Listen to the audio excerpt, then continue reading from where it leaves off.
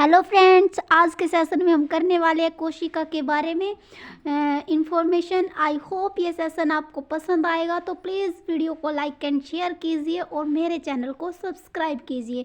देखते हैं दोस्तों कोशिका के बारे में। कोशिका की खोज सर्वप्रथम किसने की थी?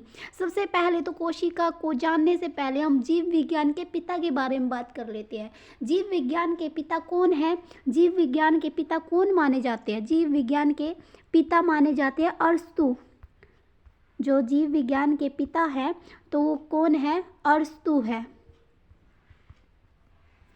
ठीक है दोस्तों, नेक्स्ट है कोशिका के बारे में। कोशिका की खोज सर्वप्रथम अंग्रेज वैज्ञानिक रॉबर्ट हुक ने की थी। जो ये महाशय आपको दिखाई दे रहे हैं, ये कौन है? रॉबर्ट हुक है। तो इन्होंने की थी, किसकी खोज की थी? कोशिका की खोज की थी। कब की थी? 1665 में की थी। मनुष्य, कुत्ता, गुलाब का पौधा, आम का पेड़ आदि सभी क्या है? बहुकोश के जीवधारी है। ठीक है, जो मनुष्य है, मनुष्य, फूल, कुत्ता, पेड़ और क्या? आम का पेड़, तो ये क्या हो जाएंगे? सारे ये सारे क्या हो जाएंगे? बहुकोश के जीव के उदाहरण है। एक कोश के जीव भी होते हैं और बहुकोश के जीव भी होते हैं, तो ये क्या हो जाएंगे? बहुकोश के जीव के उदाहरण हो जाएंगे। कोशिका जीवों के शरीर की सबसे छोटी कार्यात्मक एवं संरचनात्मक इकाई है। कोशिका क्या है? सबसे छोटी और कार्यात्मक एवं संरचनात्मक इकाई है। ठीक है, कोशिका जीवों के शरीर की, ये दिखाई दे रही है ना आपको कोशिका। ठीक है, ये क्या है? कोशिका शरीर की सबसे छोटी कार्यात्मक एवं संरचनात्मक इकाई है। संरचनात्मक इकाई है। ऐसे जीव जिनका शरीर अनेक कोशिकाओं से मिलकर बना होता है, ऐसे जीव जिनमें क्या होता है? एक कोशिका की बजाय बहुत सारी कोशिकाएं होती है, तो उसे क्या बोला जाता है? बहुकोशीय जीव बोला जाता है। ठीक है, ये किसी के शरीर में क्या होती है? एक कोशिका मिलती है, लेकिन कई ऐसे जीव होते हैं जिनके शरीर में क्या मिलती है? बहुकोशीय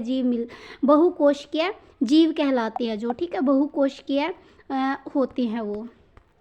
नेक्स्ट है, एक कोश के जीव में केवल एक ही कोशिका सभी जैविक कार्य करती है। जो एक कोशिका जीव जो होते हैं वो कौन कौन से हैं? अमीबा, पैरामीशियम, ये क्या है? किसके एग्जाम्पल है? एक कोश के जीव के एग्जाम्पल है। जो ये आकृति दिखाई दे रही है, ये किसकी है? अमीबा की।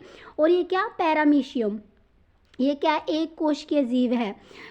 तो ये क्या करती है? एक कोश के जीव जो होते हैं ना, वो कोशिका क्या करती है? सभी जो जैविक कार्य होते हैं ना, वो सारे जैविक कार्य करती है। नेक्स्ट है, कोशिका का अंग्रेज शब्द है सेल। क्या है? कोशिका का जो अंग्रेजी शब्द है वो क्या है? सेल है। ठीक है, लैटिन भाषा के सेलुला शब्द से लिया गया है। कोशिका का अंग्रेजी जो शब्द है सेल, वो कहाँ से लिया गया है? सेलुला शब्द से लिया गया, लैटिन भाषा के, और जिसका अर्थ है एक छोटा कमरा। क्या है? एक छोटा कमरा। जो ये दिखाई दे रहा है, ठीक है, ये क्या? छोटा कमरा। नेक्स्ट है हमारा कोशिका के बारे में। सबसे बड़ी कोशिका किसकी होती है? शुतुरमुर्ग के अंडे की। जो ये दिखाई दे रहा है, ये क्या है? शुतुरमुर्ग का अंडा है। ठीक है, सबसे बड़ी कोशिका मिलती है शुतुरमुर्ग के अंडे में। नेक्स्ट है हमारा सबसे लंबी कोशिका तंत्रिका, तंत्र की कोशिका। ठीक है, जो क्या है? ये सबसे लंबी जो कोशिका है, ये क्या है? तंत्रिका तंत्र। ये दिखाई दे रहा है ना आपको? ये देखो कितनी छोटी छोटी कोशिकाएं हैं। ठीक है, ये क्या है? सबसे लंबी कोशिका। देखो ये दिखाई दे रही है, तो ये क्या है? सबसे लंबी कोशिका है तंत्रिका तंत्र की कोशिका।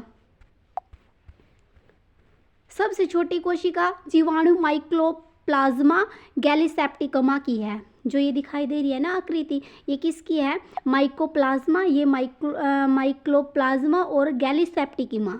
ठीक है, गैलीसेप्टिकमा।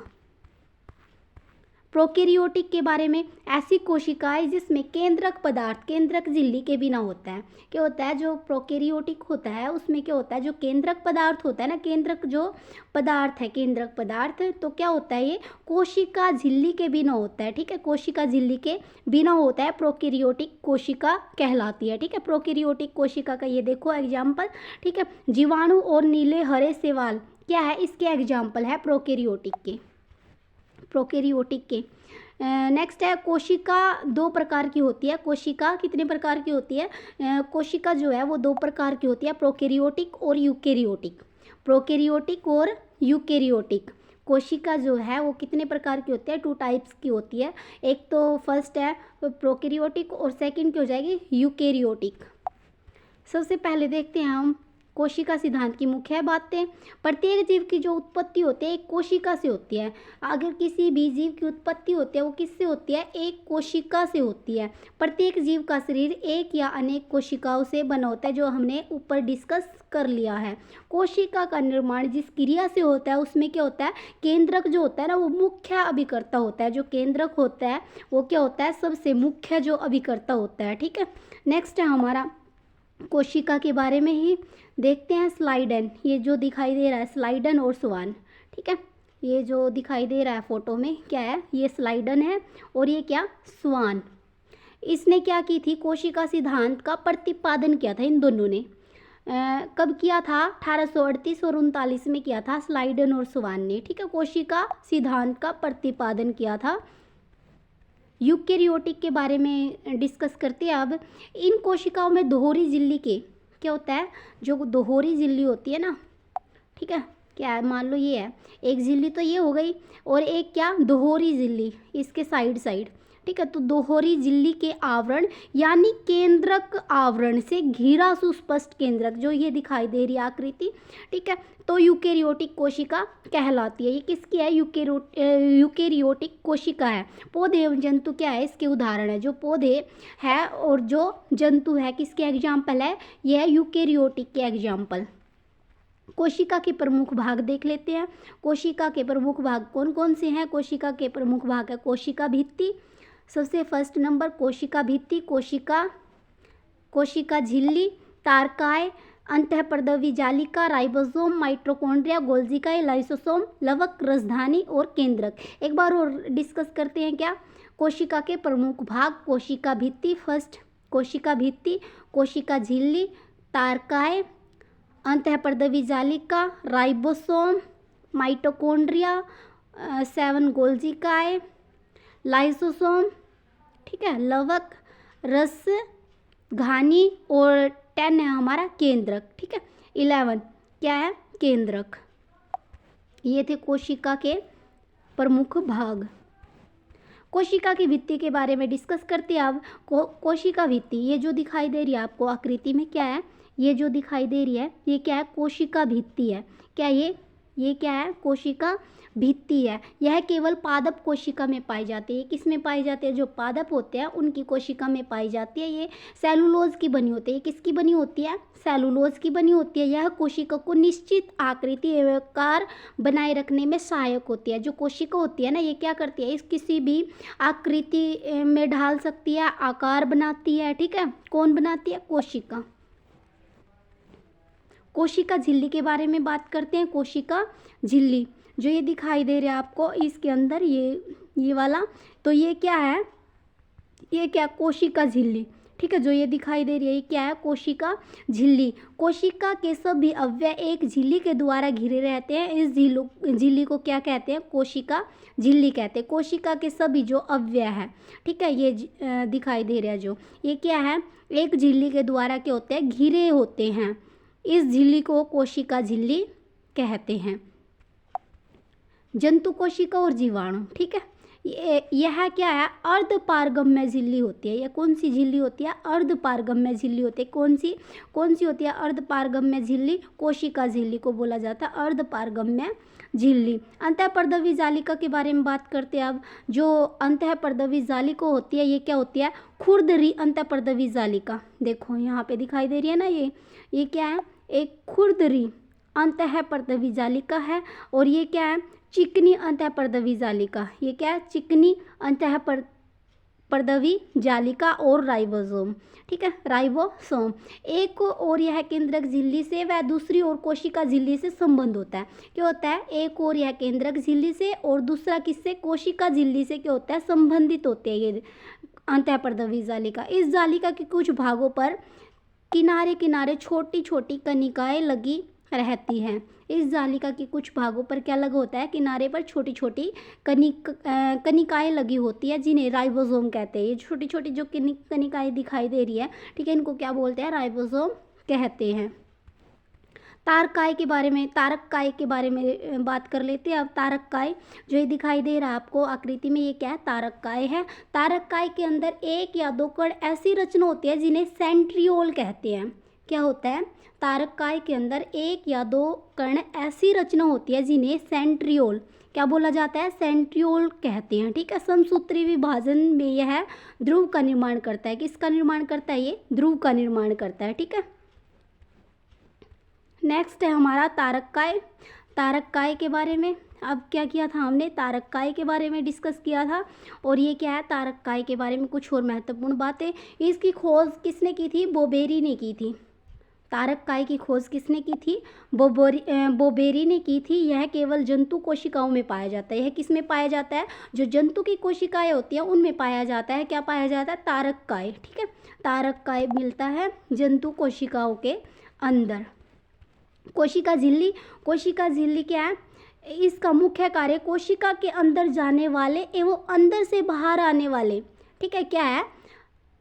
कोशिका के अंदर, ये मान लो ये कोशिका है, इसके अंदर जाने वाले एवं अंदर से बाहर आने वाले पदार्थों का क्या करता है? निर्धारण करता है। कौन करता है? कोशिका झिल्ली करती है। ठीक है दोस्तों, नेक्स्ट है हमारा राइबोसोम। राइबोसोम क्या है? यह राइबोन्यूक्लिक एसिड नामक अम्ल व प्रोटीन की बनी होती है। किससे बनी होती है? ये राइबोन्यूक्लिक एसिड नामक अम्ल व प्रोटीन की बनी होती है। यह प्रोटीन संश्लेषण के लिए उपयुक्त स्थान प्रदान करती है, अर्थात यह प्रोटीन का उत्पादन स्थल है। किसका उत्पादन स्थल है? प्रोटीन का। ठीक है, कौन उत्पादन स्थल है? राइबोसोम है जो, वो किसका उत्पादन स्थल है? प्रोटीन का स्थल है। इसलिए इसे प्रोटीन की फैक्ट्री भी बोला जाता है। क्या बोला जाता है इसको? राइबोसोम को बोला जाता है प्रोटीन की फैक्ट्री। ठीक है, ये अति सूक्ष्म कोशिकांग है। क्या है ये? अति सूक्ष्म कोशिकांग है जो केवल इलेक्ट्रॉन सूक्ष्मदर्शी के द्वारा देखे जा सकते हैं। किसके द्वारा देखे जाते हैं दोस्तों? राइबोसोम किसके द्वारा देखे जाते हैं? इलेक्ट्रॉन सूक्ष्मदर्शी के द्वारा देखे जाते हैं। ये नंगी आंखों से नहीं दिखाई देते। ठीक है, तो किससे दिखाई देते हैं? इलेक्ट्रॉन की सहायता से हम इसको देख सकते हैं, जो सूक्ष्मदर्शी होता है। ठीक है, राइबोसोम की खोज नामकरण जी.ई. पैलार्ड ने की थी। किसने की थी? जी.ई. पैलार्डे ने की थी। किसकी खोज की थी? राइबोसोम की खोज की थी 1955 में की थी।